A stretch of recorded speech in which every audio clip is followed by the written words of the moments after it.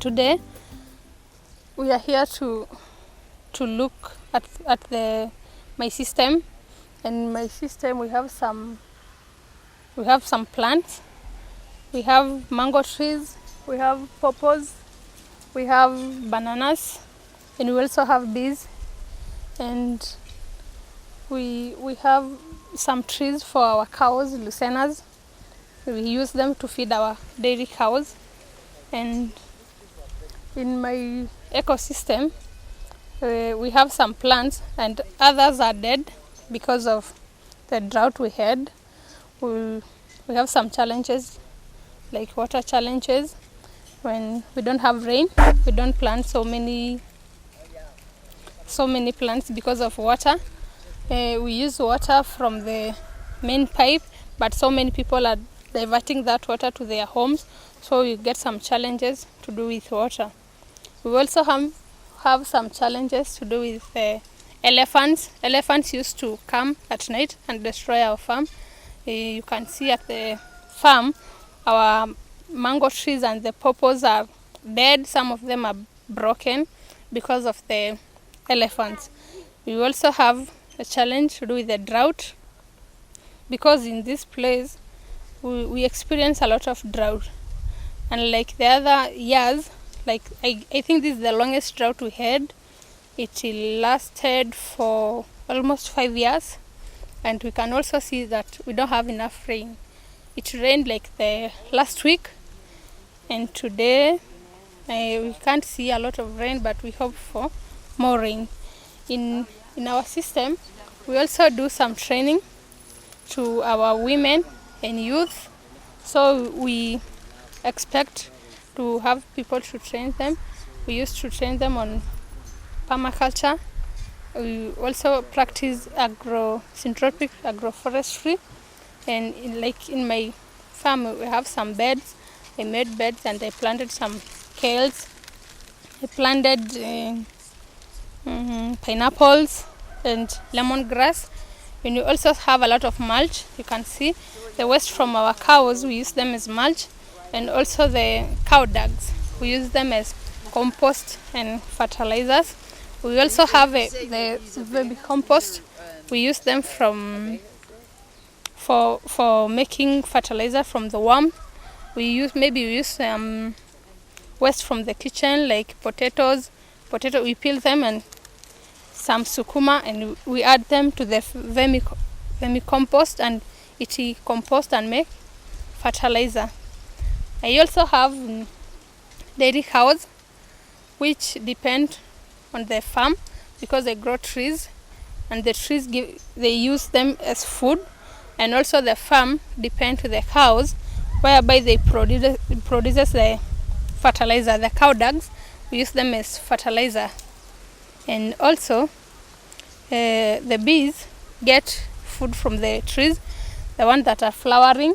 They can feed from them, the nectar from the flowers, and they produces honey.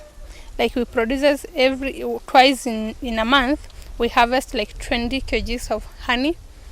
And also we give them water. We put some buckets there and put water, because we don't have a lot of rain, so in the dry season we give them water directly. We put buckets there and they can take water from the bucket. And here we have some vertical gardens where we can plant our small vegetables like dania, coriander, which takes like 3 to 4 weeks to get ready. You can use them for food. You can use them to sell, because they grow in a huge space, so I can sell them and make some good money. And we also have some trees which are medicinal here. We have the moringa tree.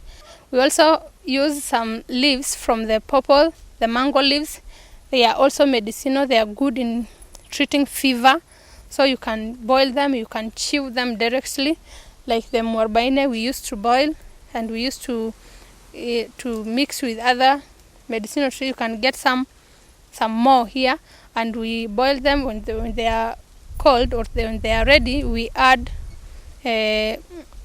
honey from our farm, and we make a very good drug. We are planning to make our indigenous fence.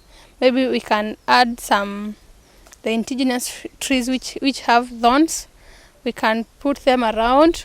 We put the beehives to prevent the elephants. It's not 100%, but it can do something. And we also we put our farm some lighting. We have 2 bulbs which prevent the elephants. The lighting becomes too much, the elephant will not come.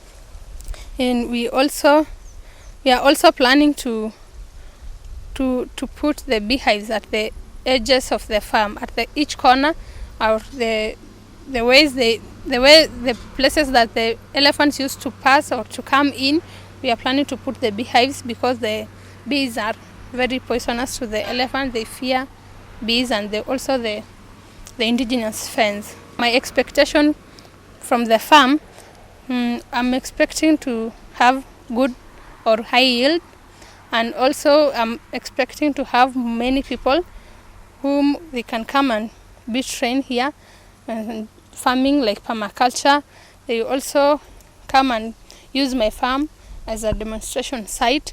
So my plans, I am going to make some more indigenous trees. I'm going to plant more indigenous vegetables and indigenous plants, like the seeds that I got from Maurice. I am going to use them to make more seeds. And I'm also going to train more women on permaculture. I'm going to train them on farming that is not expensive, which will not need a lot of money. Like, you can't have to buy fertilizers, you don't have to buy the pesticides, and it is zero digging. So I am going to train more women and girls and the youth on the importance of permaculture and the good use of the small systems that you have. Maybe you can diversify, you can plant as different plants as you can, and you can have all the vegetable and plant in one system.